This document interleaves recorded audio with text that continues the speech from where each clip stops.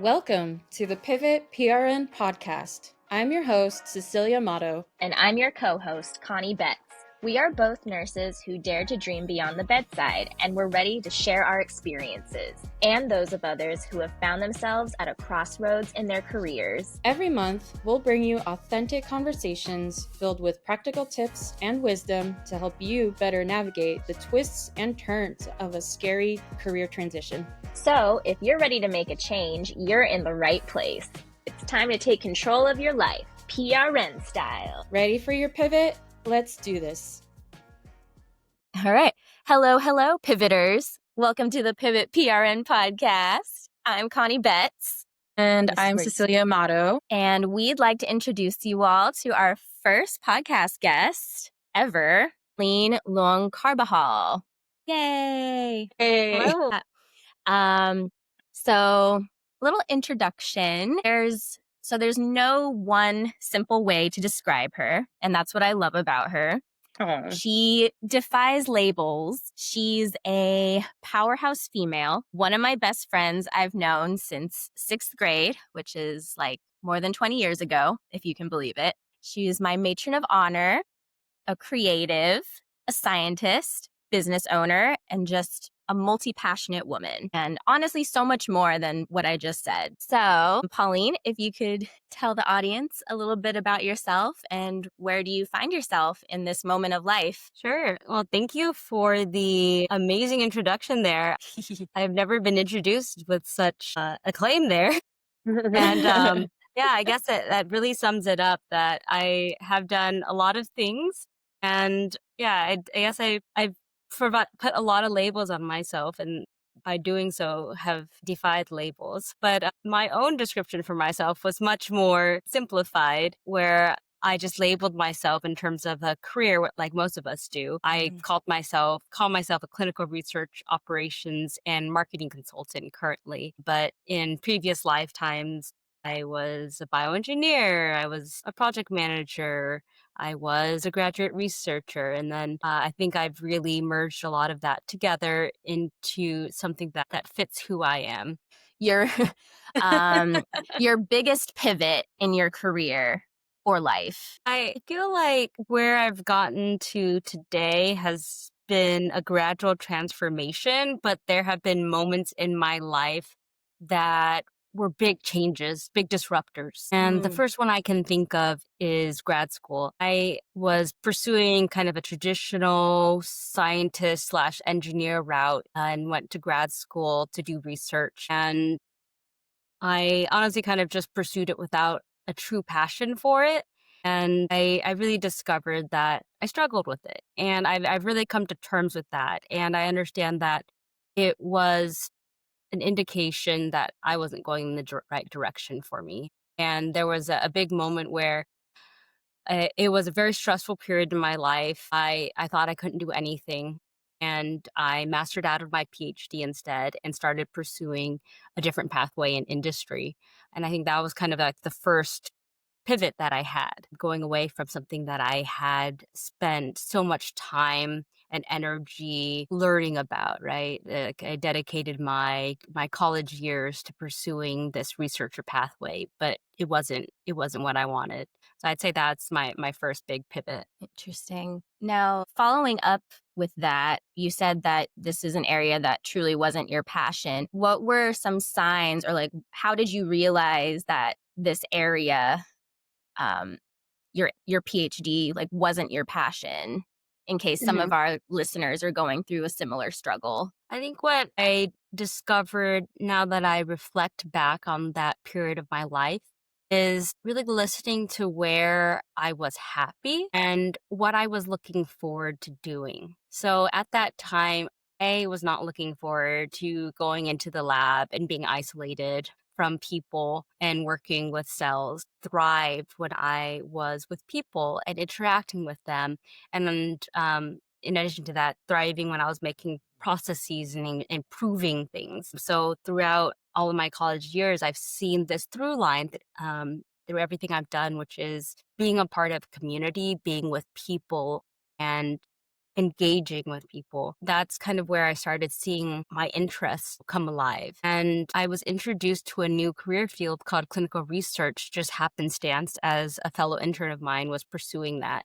He had also come from like a bioengineering background, mentioned clinical research. And from there, I kind of dived down that pathway and then had various opportunities present themselves to me. And through those opportunities, for some reason, kept getting kind of creative projects thrown at me. And when I started working on them, I found that I kept getting lost. Like time would just disappear. Like when you really fall in it, start doing something that you're just completely focused. The time goes away and you just kind of, get into a flow. So I started finding that whenever I got those kind of projects, I was really excited about it. I would start pursuing just like educating myself on everything I could about it. And I think if when you listen to your heart and your passions, it'll lead you in the right direction. Yeah, it sounds like you're very self-aware, or you've become very self-aware having gone through that pivot, and you learn to listen to yourself. So, yeah, so your journey is definitely relatable. Like, I was in a PhD program as well, but I didn't have the option to master out of it. But if I could have, I would have loved to at least leave with a master. But yeah, I totally understand it, and it's definitely brave to switch, or to realize that you really just want to like be around other people, and also recognizing what you're good at and what makes you feel good and what makes time fly. So that's really good. You made a very conscious sort of decision. So that was like very mature of you in that time. I admit it wasn't very mature when I was going through it. I kind of had to have like kind of like a hit to the head by other people to realize that I needed to make a change, and a lot of change happened at that time. But sometimes people talk about like, failure in a negative way, or knowing when to quit. And sometimes you just, if you're not going the right direction, you have to know when to kind of quit pursuing something that's not going to work out, not waste your energy on it anymore. Yeah. What was the final straw, you think? For the research thing, there was a bit of I really struggled with my manager there, the PI. And in addition to having difficulty with the research, just kind of the different way of working. And I've come to terms with that too. I still had a lot to learn in terms of maturing as a person and becoming a professional. There was like one last straw between the two of us that really was like, okay, I can't do this anymore. She can't do this anymore with me either. And sometimes you just have to kind of part ways with people, and that's fine. And, as long as you learn things and don't let it completely bring you down, life goes on. There's a lot of opportunities elsewhere. I think we have several other friends and other people that we know in our collective lives that have also pursued PhDs and decided that's not for them too, and that's fine. And I think it's something that I'd love other people to know too. It's like you don't have to go through the PhD if you're already partway through it, and it's not really what you want. And also, you can start making money. Yeah, that's true. The PhD life can be not that, what's the word, lucrative in terms of finances. But if you're really passionate about it, then People pursue that. it's perfect for them. Like they're made for that, and we need them. We need them to push science forward and new innovations and become teachers for the rest of us. Right. But yeah, Brian, my husband, had the same thing where he went to grad school to get his PhD, and I think it was bioengineering, or no, not bioengineering, biochemistry. biochemistry. I think that's what it was. I need to ask him. He's my husband. I should know this. But yeah, he ended up mastering out as well. And he also had an issue with his PI. And yeah, so then he ended up going into a coding boot camp. So he's now a software engineer at Experian. So he figured it out. You don't have to do academia if you don't want to. So there's so much you can do. And he'll probably be a guest on this podcast soon too. Yeah. And also Aqua and Renee, they also were doing PhDs, mastered out, did engineering for a while, and now they're creatives, which is so cool as well. I didn't know that about them. Yeah, they're both Yeah. pursuing kind of gaming and creative writing and scientific writing. So there's a lot of ways you can incorporate your education still in their applications. Right. Yeah. We need to have them on the podcast too. Mm-hmm. But I'm hoping this inspires people to Yeah. they don't have to get their PhD. They don't have to do what society tells them is like the most prestigious thing to do. Mm-hmm. They can do what is on their heart. Mm-hmm. So 100%. I'm just wondering, was there anyone in your grad program that tried to change your mind about you pivoting? Like, did someone try to talk you into staying? No, not really. Thankfully not. not so for you, right, Cecilia? I had a bad experience where one of the professors was like, "How could you do this to me? I helped you out so much. Like not everyone gets to have a PhD. Like, why are you throwing away like Mm-hmm. chance at doing it?" Like, she tried to change my mind, you know. She was like, "Why don't you just like do some yoga and Deep breaths, get meditate. get really mindful and just like go back to work." Wow. That seems like a little bit of gaslighting. Just yoga it out. Yeah, just meditate and you'll be Like, fine. have you ever tried talk therapy? Like, I hear it's great, you know. Like, when I was a grad student, I had 3 kids and worked a full-time job and got my PhD. So, I mean, you know, it's so doable. So, yeah, but I'm so glad no one said that to you. Mm-hmm.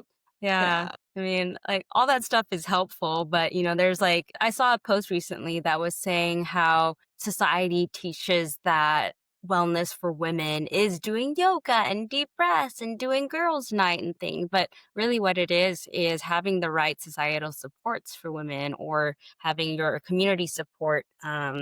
And emotional like stability and things like that. It's a lot more than these other items, which are helpful to cultivate kind of habits and like wellness habits, but there's a lot more that goes into that. And Mm-hmm. Yeah, community is really important.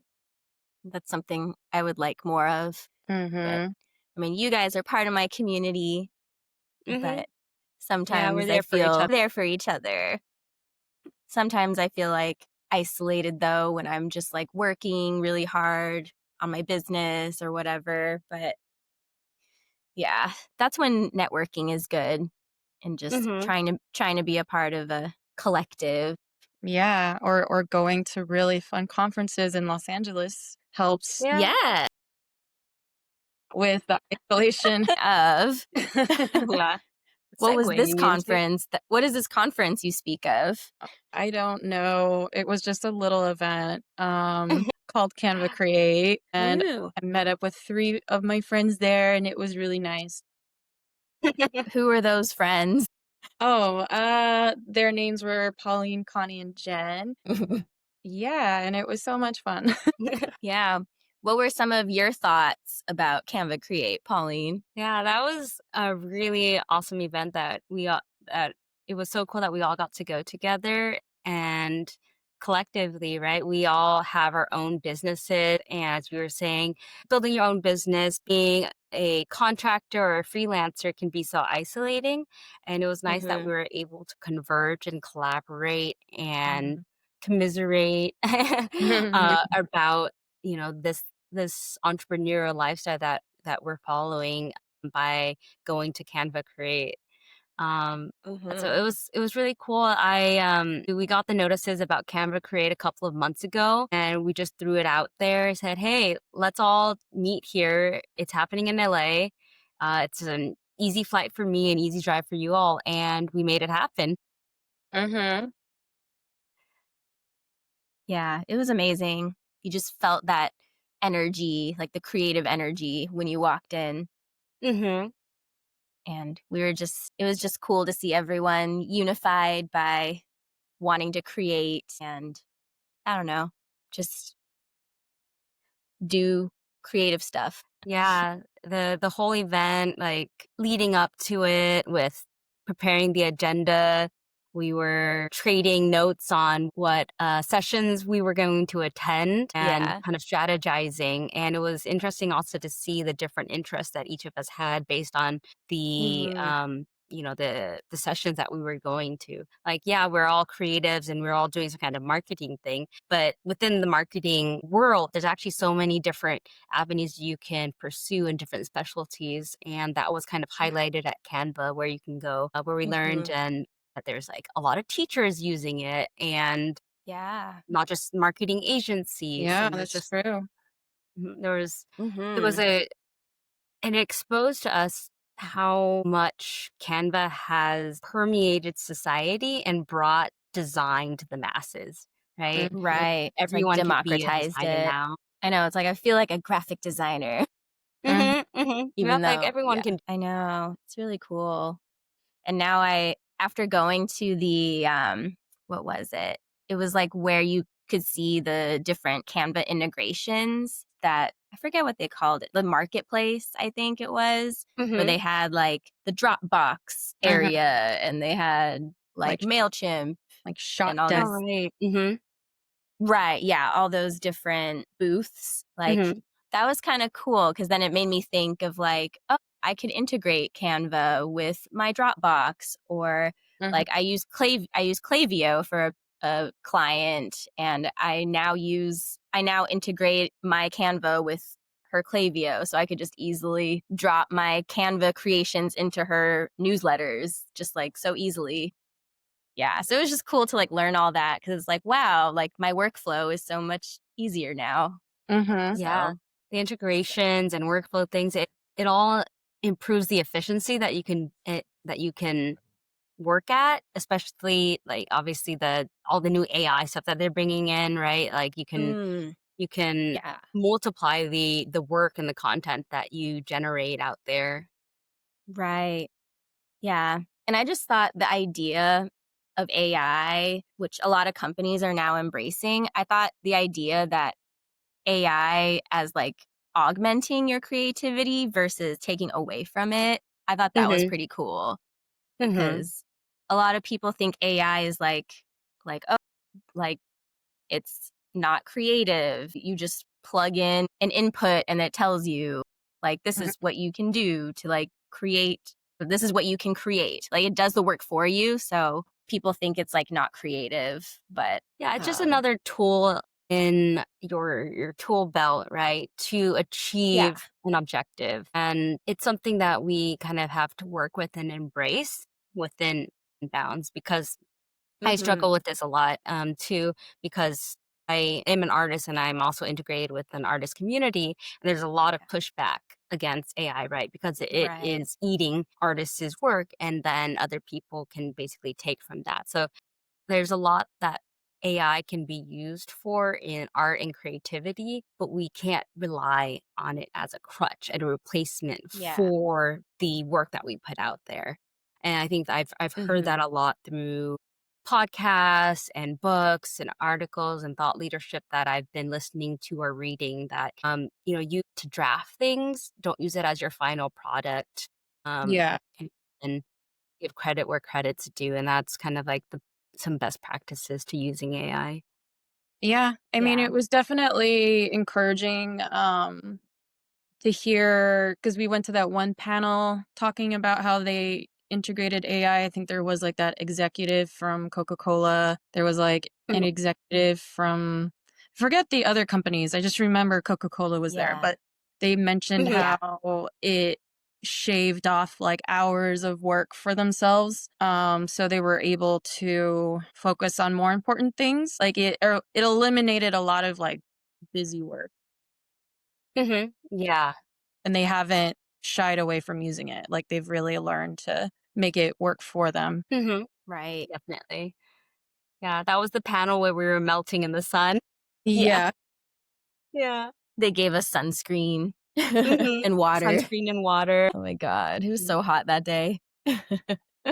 Can we talk about the, I don't know, what do you call it? The Canva create design of the entire place. It was really amazing. It felt like walking into an amusement park, right? Yeah. Yeah. And also like a candy shop too. There was that candy shop area. Yeah. Yeah, like you walked through the door, there was the duck ball pit that they had. They had seesaws. They had this vendor booth that looked in a coffee shop, the candy shop. It felt like you were walking into Disneyland, except Canva. Cheaper, honestly, than Yeah. Disneyland. Yeah. Yeah, it was really cool. It was just so colorful and it was just like pure joy. I felt so happy when we walked in, and there was like that's a good description. and there was like breakfast, or there was like donuts and from Randy's. Was it Randy's? Yeah. Like Randy's donuts and like parfaits and like I don't know. They were pretty organized. Yeah, very organized for sure. Yeah, it was cool. I would go again. We might make it an annual thing. Yeah, we should. That'd be cool. The only thing I was kind of missing was actually networking there. I don't know if you were able to network with a lot of other people, but it was kind of just a lot of going to sessions and not as many things where you could just go over and talk to people and trade ideas or trade business cards and things like that. Right.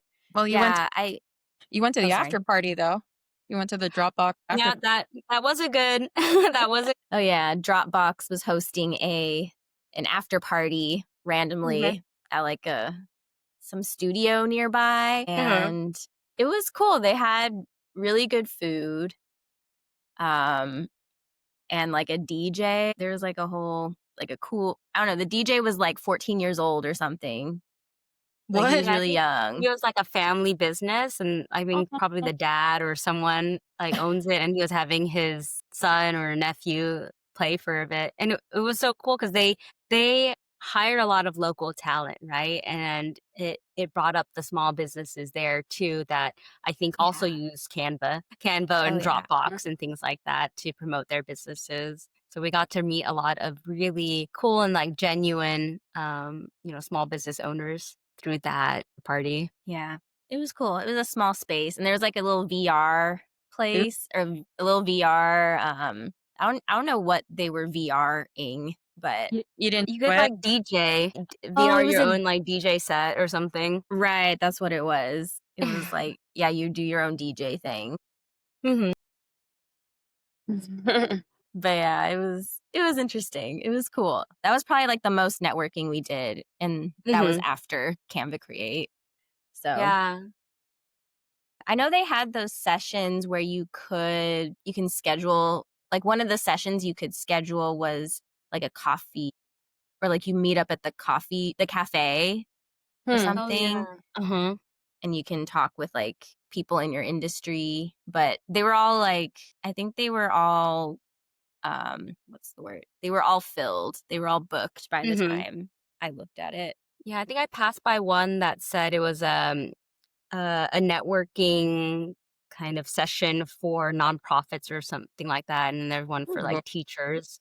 It'd be cool if there were more networking sessions, and there was just so much happening at the same time that I was like, man, if only this went over 2 days, it would be easier to get to the sessions you want to see and not have to like run across. But they were actually super spread out. Right. There was no, like, they started on the dot. Like, I feel like there wasn't like a cool down period between sessions. Like, I feel like everything was literally scheduled back to back. So yeah, I know that was rough. Or like it would start like right after each other, but you'd have to like go across to like the SoFi Stadium. And it was a busy day, but it was cool. To anyone listening to this who wants to attend Canva next year, don't be like me. Don't wear heels. Wear comfy shoes so that you can run from session to session, and bring a refillable water bottle because I was thirsty the whole time. Yeah, it was. Oh my gosh. Yeah. They had water stations, but The Pivot PRN podcast is brought to you by Like-Minded Collective, where friendship comes first and business comes second. If you live near Orange County, California, you can join Like-Minded Collective's in-person networking chapter, Like-Minded OC. So, Connie, why do you love LMC? Okay, so first of all, Inbal Claudio, the founder, is such an amazing connector of women and businesses. The women you meet at LMC are powerhouses, very down to earth, easy to talk to, approachable, and even as a new business owner myself, they meet me where I'm at, and everyone is just so supportive of each other, and the vibes are amazing. And if you are part of Like-Minded OC, you have access to a lot of events like wellness walks, coffee and conversations, business events with workshops, hot seat coaching. If you are a local to Orange County, you can use the same discount code PIVOT10 to get 10% off your business and collab event ticket, which is their once a month event, which has the most women and has a really great workshop. Go to likemindedcollective.com and sign up now for an in-person event. Should just bring your own bottle. Yeah. They give you the little ice cone cups, the paper ice cone cups. There's fill. that was funny. Yeah. But let's see. Anything else about Canva Create? I was curious what your favorite sessions and what your biggest takeaways were. I mean, I feel like all my favorite things were not even marketing related. I think I was just there to like celebrity gaze. Like I was just there for like the celebrities that I didn't even know were like there were people that I didn't even know who they were or heard of them before, but I think I enjoyed their sessions the most. Mm-hmm. That and like Cynthia Erivo. And they talked less about Canva and just like more generally about like being creative Mm-hmm. and finding your niche. So I think I found that really useful. The other Canva stuff was helpful, but I found those talks more inspiring. And then obviously the marching band number in the beginning. Mm-hmm. Yeah, I would say the keynote was pretty cool. Mm-hmm. Just like a lot of hype for Canva. Mm-hmm. Like Brian, when I was sending Brian videos of it, he was like, "This is a cult. Like it looks like a cult." Mm-hmm. I guess because it's just like so hype about about being able to, I don't know, make multiple types of designs or multiple types of formats in one design. Making a like, spreadsheet. Ooh, spreadsheet. Yeah. Canva AI. Yeah. Whatever the other, I forget what the other thing was, but there were 4 things. Mm-hmm. And then, yeah, the Canva song was really cool. I think like Cecilia, what I enjoyed the most was all the, watching all the celebrities, like being starstruck by everybody. I listened to a lot of podcasts, so it was cool to see some of the podcasters like Guy Raz, who I listened to his How I Built This podcast a lot. So it was just cool to see him with I think he interviewed John Batiste. Yeah. So that was cool. Yeah, that was it. That was really cool. And just, yeah, like John Batiste and like the way he talks about creativity was really interesting. And he just has this mind that's like not of this world. Mm-hmm. He's like posing in his head while like having a conversation. Wow. Pretty much. Yeah. I missed that one. I love Guy Raz's How I Built This podcast. It provides so much education and inspiration for me to be like an entrepreneur. So I'll have to watch the recap of that. Yeah. Yeah, it was really cool. And yeah, Cynthia Erivo was interesting, more just to be like, I've seen Cynthia Erivo before. Like just to say I've seen her. But yeah. I don't know if I necessarily like learned much. I mean, the AI stuff was interesting about just how all these big companies are integrating it into their processes now. And yeah, I think it was interesting to see how everyone's just using AI now. Mm-hmm. Yeah. And I think that was probably my biggest takeaway. All those things. Yeah. Keynote definitely was the peak event. It was amazing to have that start off the day. But then I think because it was just so amazing at the beginning, it kind of everything else just couldn't compare to it. I know. With like 5 different types of music performances. Yeah. Uh-huh. But I think I did enjoy learning the capabilities that Canva was bringing as part of their big release this year, especially being able to have the different file formats and different sizes within the same file, which will really, really help a lot of because you can combine one project within one file and it'll be a lot more organized. Right. Granted, being an Adobe user, I'm like, oh, you can have different size pages for a long time. So it's nice to see that there. But at the same time, Canva is really pushing Adobe to innovate as well. And it's really to have both of these companies out there because they, just like the capitalist competitive market, it pushes innovation and brings a lot of new tools for us to use. Right. I went to the workshops. I thought I would learn a bit more. I wasn't sure what to expect. I was expecting a little bit more like hands-on. However, I did get to try out their new Canva AI, which is pretty cool. Like you type in something, say, build me this and build me a website, build me a little widget. And it can code a little widget for you in Canva in a matter Canva of seconds code, or minutes. right? And it does it in HTML and CSS. Yeah. It's not currently on the cloud yet, so it's limited in use, but I'm sure they're going to get that connected and get it online, and that'll really, really revolutionize what people can build. Because now, I don't know if you've heard about it, there's something called vibe coding. No. So now, like with AI, people don't have to know how to actually code, and you can just type something into AI and it'll build something for you. And with the right prompts, it can adjust whole websites for you, it can create widgets and databases and things. And so now they call it vibe coding when you can just like, I just feel like building this today, I'm just gonna type it up, and that's like the next thing. Anyone can be a coder now. Anyone can be developing apps. So then further democratizing ability to build.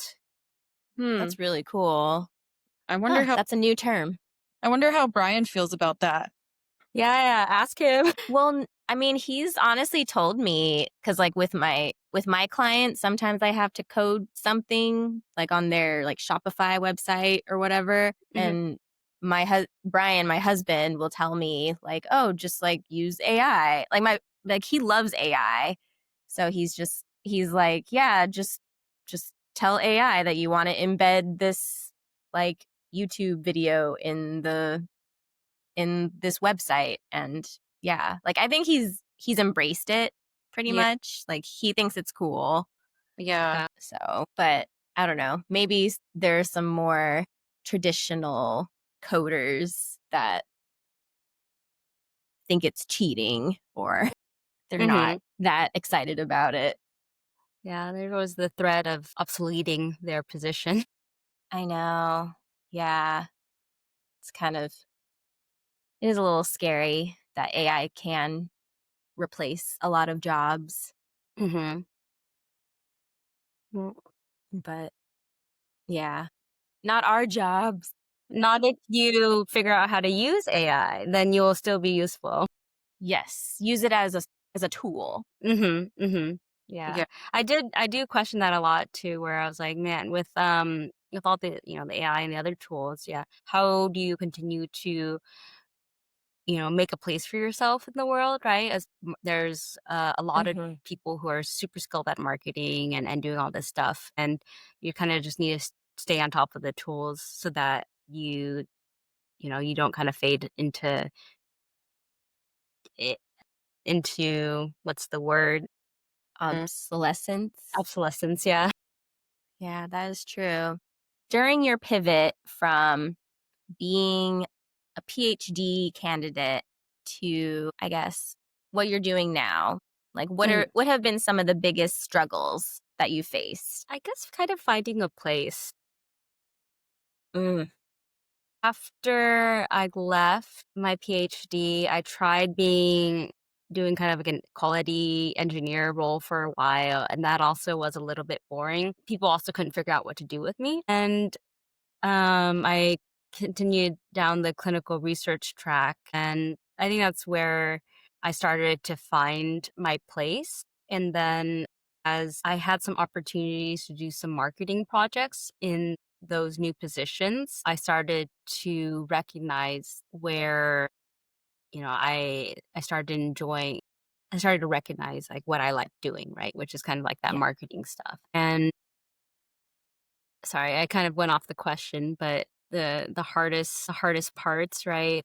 Yeah. Pivoting to where I am now. I guess just kind of like staying on track towards what that North Star is. It took a while to figure out what I really want to do with my life. And I mean, my life is kind of a big term, but what I want to do with the next stage of my life and staying focused on that. I like to do a lot of different things, and then with everyday work, right? It can be hard to focus on what you really want to do when you're struggling to keep up with assignments at work and keep up with doing the business, etc. Right. Yeah. I mean, I've known you for 20 plus years, and you've always been wanting to do so many different things, which I really like about you. You're kind of like a Jack or Jill of all trades. You kind of do everything, which I think is really cool. Sometimes I'm just like, is that ADHD? But like I feel like everyone says they have ADHD now. I just can't pick and choose anything, so I just want to do everything, which can be a problem. Yeah, like you're always learning new things and picking up new hobbies, which is really cool. In society, we just have so much at our fingertips, right? And then thanks to social media, it's like, oh, someone's like, you see something that's really cool and they make it seem so interesting, and then I just go try it out. I think most of my, I guess, my philosophy and approach to life the past couple of years has just kind of been like, let's try it out. I think there was a group that I was in undergrad where they said this about food, but it applies a lot, I think, to anything in life. It's like, don't knock it till you try it. Yeah. And so I was like, that's kind of like my approach. You just try things, and if you really like it, it'll stick. And if you don't like it, hey, at least you tried it and you have a new experience and something to share with people. Yeah, that's really cool. Like, what advice do you have for people who want to try new things, but or maybe they do try it, but then they feel like discouraged, so they're tempted to just not stick with it. I feel like you're good at just like sticking with the course. So I think coming in with the mindset that you're not going to be good when you first try something out, and being willing to accept looking like a beginner, because everyone started there, right? And don't compare yourself to other people. And if you're feeling self-conscious about trying something, no one's looking at you. Or like they're not, I mean, maybe they are looking at you, but they're not, analyzing you as much as you think they are. But then I do admit that I am a little bit scared of trying some things, right? But there are a lot of communities and courses or different things that you can do where they create a safe environment for you to learn. Say, for one example, is that I got into skateboarding a little bit a couple of years ago, and I'm like 30 years old. I'm breakable. I don't heal. I'm older, whatever. That's just like, a 14-year-old boy thing. So I felt, and even still now, I don't feel comfortable skateboarding, just going out to the skate park and going there because I'm going to look stupid. But I found an organization that teaches women's and trans and female identifying people of all ages to skateboard. Right. And I started there. So if anyone's trying to find something that they want to learn, just like try to find a community that is there and talk to other people that are doing it and ask them how they started learning. You'll find that, people just love helping other people. And, they if you ask, you'll be able to, get started and be supported along the way. Yeah. So talk to people, ask for help. So how do you like integrate all this knowledge and like synthesize it into your work, I guess? I feel like you're like the epitome of like the ideal Canva user. Like you have like such a strong like science background, but you also like have an eye for like aesthetics too. So I guess like how does that serve you, I guess, when you're serving your clients to have such a broad spectrum of skills and experiences? Yeah, I think it all centers on really problem solving. I don't remember if there was another marketing conference I went to or another podcast, but it was saying how marketing is actually you're trying to solve a problem. And same thing with like engineering, you're trying to solve a problem. And then science, you're trying to discover something. And all of that kind of comes together when you're with anything that I'm trying to achieve for my clients. And a lot of the work I do is documentation based or like email based. And I always try to, well, not always, but I try to apply a lot of, I guess, some design principles from design and psychology principles from marketing when I'm working with my science and tech clients. It's like, yeah, they like a lot of detail, but at the same time, you need to have a simple and clear message and you need to present it in a way that's digestible to people. And I think that's something in marketing that sometimes is lost on people that work in really technical fields like science and engineering. Mm, Like you kind of get lost in all the details and things. And if you're trying to make a point, you need to pull out like the core message and make it simple, clear, and concise for people. That's where marketing comes into it. With anything, it's just like kind of like a change in language, right? As long as you are able to approach work with a critical thinking, then you can apply that critical thinking in a lot of different environments. It's just kind of having a little bit more context and knowing the jargon in that particular area. All right. I don't know if I answered that question well. I think I'm like adjacent to the question, but hopefully that provides some value. No, that made a lot of sense. I mean, grad school definitely teaches you that your knowledge doesn't matter if you can't communicate it well, or convince people of its importance either. So that I think that's where the marketing aspect of it, the psychology of it is really, really important. And knowing your target audience too, because like a big part, at least I remember I helped you at one point with like recruitment of subjects and, marketing is a big part of recruitment too. So yeah. No, it makes a lot of sense. Yeah, that patient recruitment part, that's where like I really am trying to center a lot of my work going forward because I discovered that there's just so much of the psychology behind customer experience and kind of like consumer definition that comes from like the e-commerce world or like the business world. Like who's your customer? What's their psychology? Where do they go to find information? What's the language that they speak in? All of that's super applicable to patient recruitment. You have to your patients are people and people are consumers, so a lot of psychology still applies to that. And I love that combination. Yeah, that is really interesting. Like, yeah, you definitely see the bridge between the scientific side and the creative side there with the marketing and then the patient recruitment and the clinical trials and all that.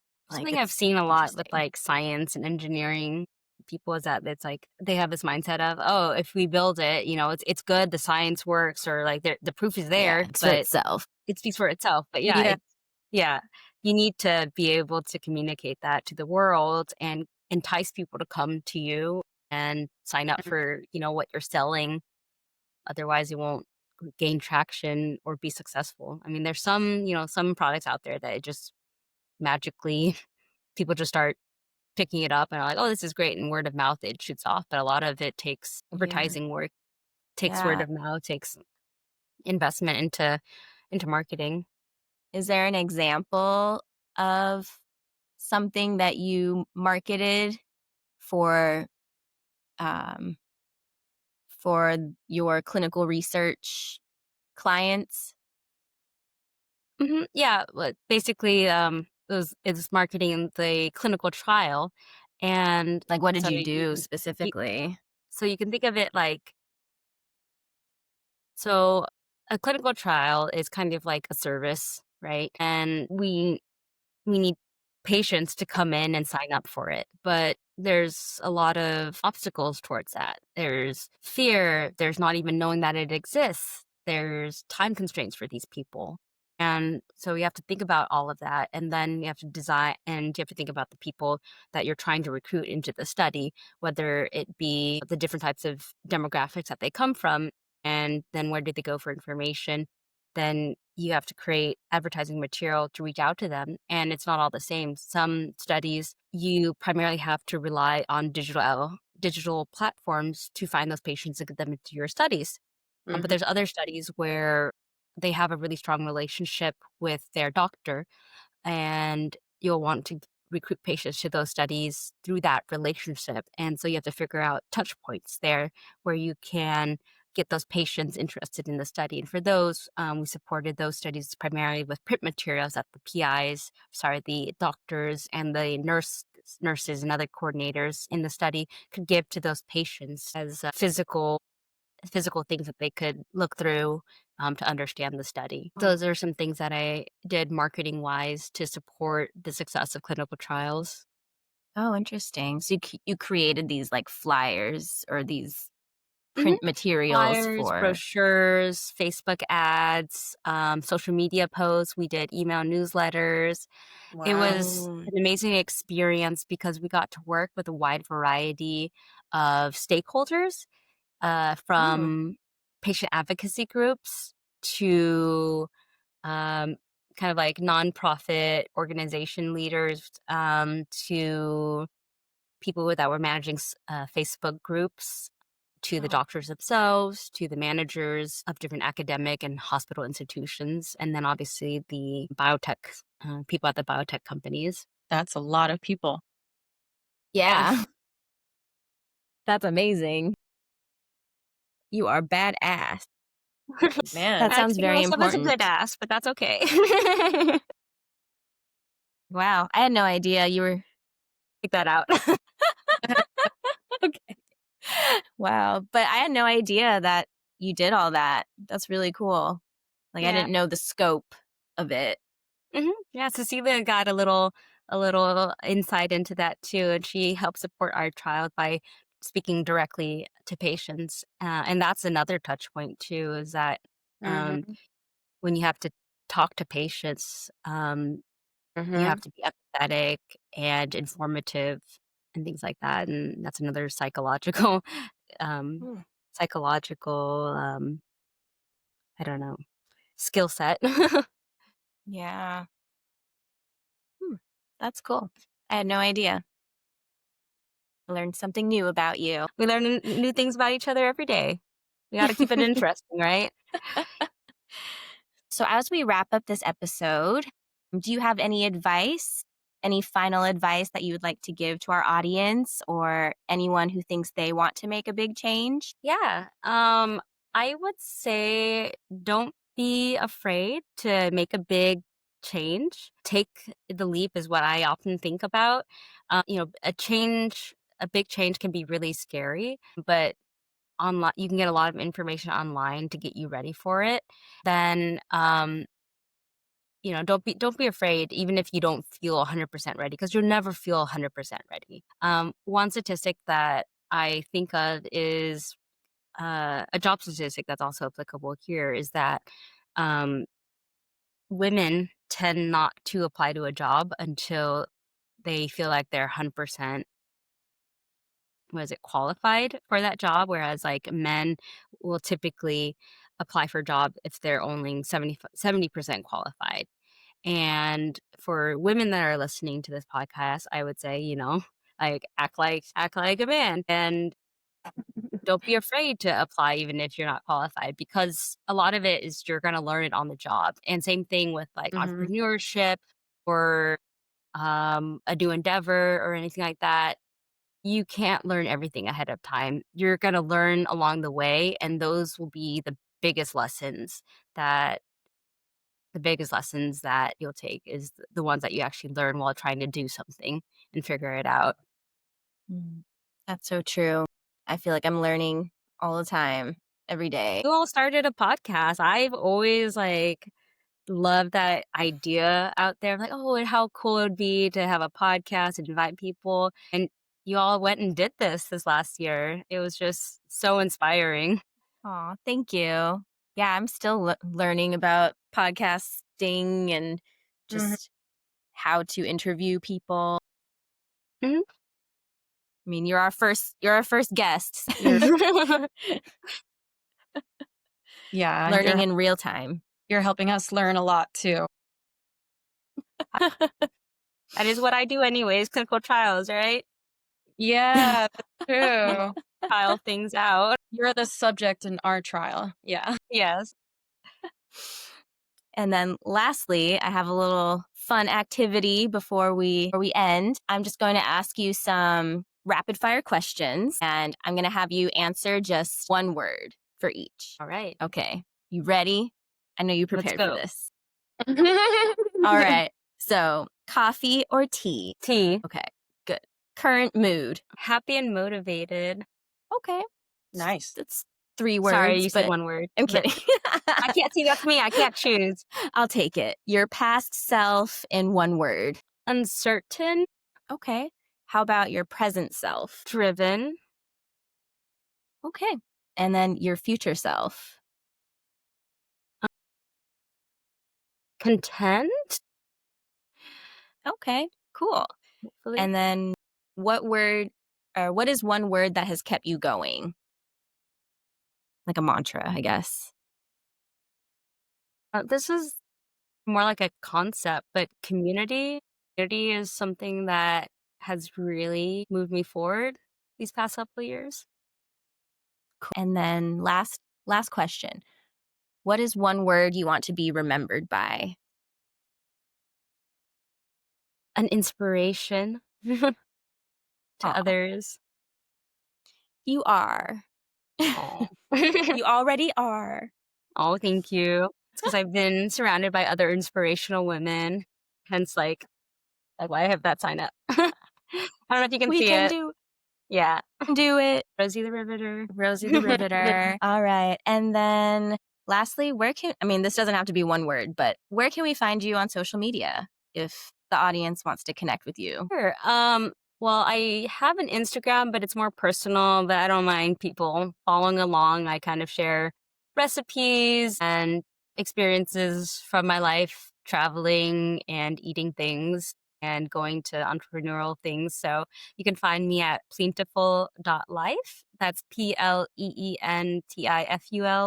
That name is from a nickname that you gave me, Connie. I still don't remember where it came from, but you inspired my social media account.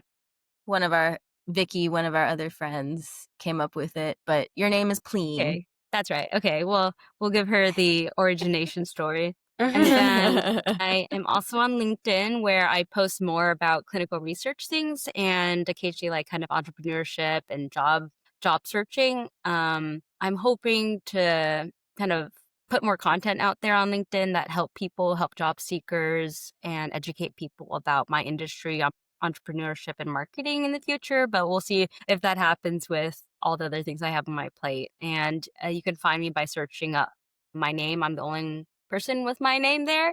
But otherwise, my LinkedIn suffix is like Pauline T. Luong. Okay, awesome. You're telling me there isn't another Pauline Luong Carbajal on If there is, there can only be one, so I gotta find her.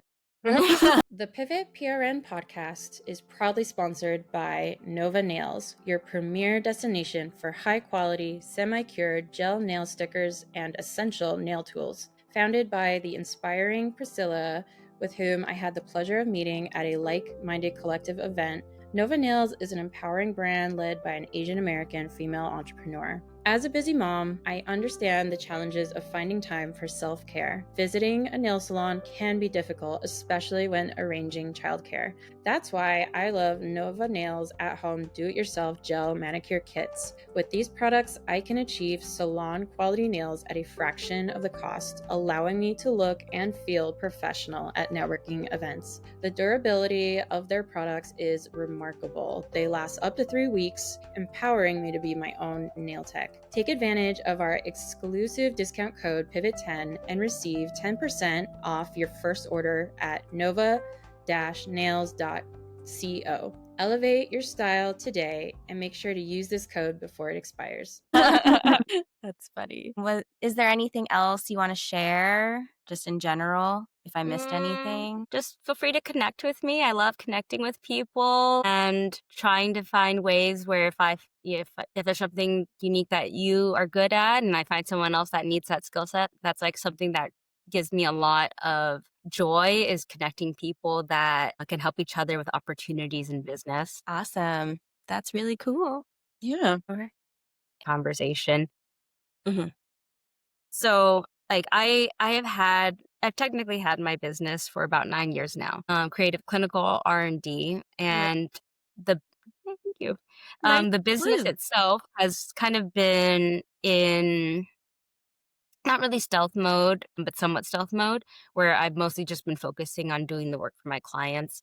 And so this year I'll be putting more effort into making that its own entity and pursuing clients. And my goal, a dream goal of mine, would actually be to bring a little bit more marketing into clinical research and bring more understanding into it.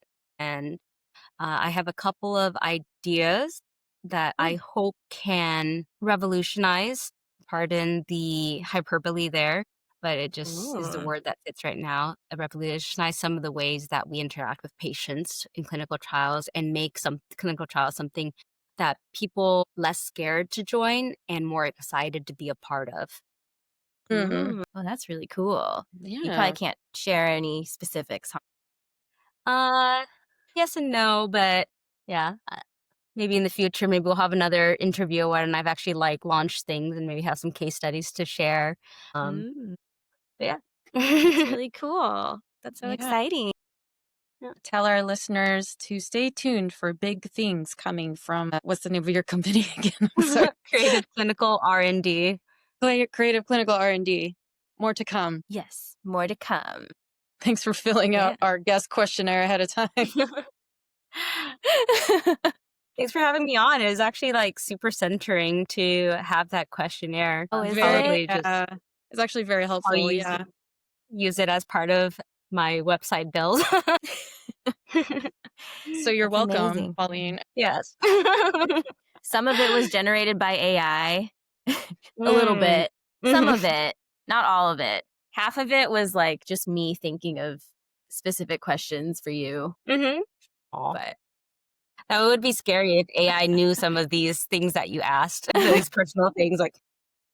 Like you went to Canva Create with all these people. AI reviewed your Instagram handle and it generated all these. It probably knows a lot more personalized than questions we realize. Wow. Yeah, it's kind of creepy. But yes, thank you so much for your time, Pauline. We love you. And we hope you can be back on the podcast soon. Yeah.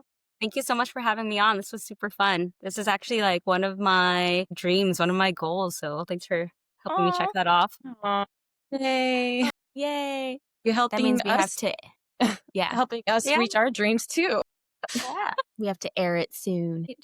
Thanks for tuning in to this episode of the Pivot PRN Podcast. We hope today's conversation inspired you to take the next step in your own pivot journey. Remember, every big change starts with a single step, and we're here to support you the whole way. If you enjoyed this episode, don't forget to subscribe, leave a review, and share it with someone who's ready for a change. And if you're looking for more insights, tips, or community, follow us on Instagram at Pivot PRN Podcast. Until next time, keep pushing boundaries, and remember, it's never too late to pivot.